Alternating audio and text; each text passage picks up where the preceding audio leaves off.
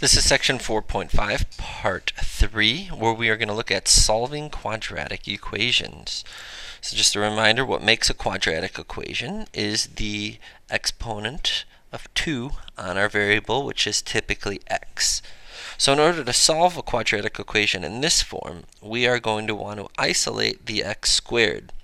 All right, that means we're going to want to move everything on the left-hand side of this equation to the right-hand side, leaving x squared alone. So whenever you have addition and subtraction attached to the variable we're trying to isolate, we want to move that over. So we're going to add 3 first. And our 3's will cancel, and we're left with 2x squared equals 90. Next, we want to divide by 2. And we get x squared equals 45. So we've successfully isolated our x squared, and now we just want to isolate the x. We want to get rid of the square portion of on this variable. So how do I cancel a square? You take the square root. Square roots and squares cancel. They're opposite of each other. So after I take the square root of x squared, we're simply left with x, and I'm left with plus or minus the square root of 45.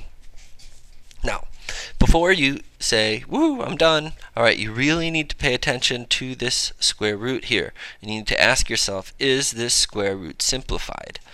So what I'm going to do is I'm going to come over here to the right-hand side, and I'm going to make a factor tree.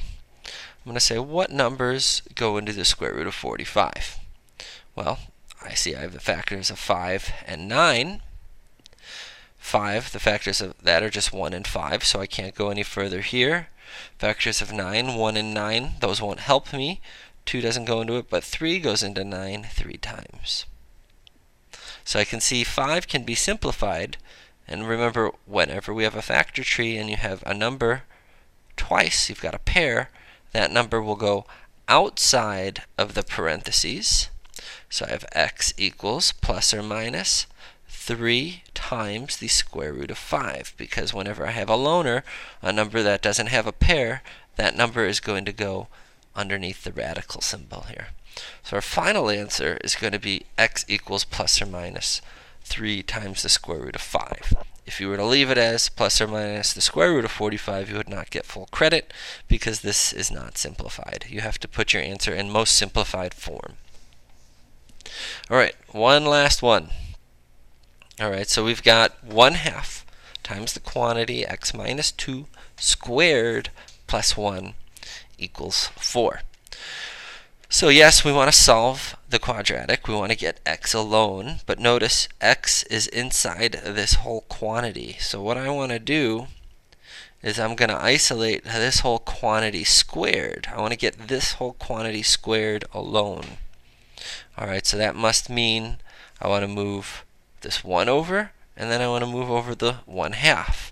So I'm going to move the 1 over first. I'm going to subtract 1, so my 1's will cancel. And I'm left with 1/2 times the quantity x minus 2 squared equals 3. I could divide by 1/2, but I prefer multiplying by the reciprocal, so I'm going to multiply both sides by the reciprocal of 1/2, which is 2.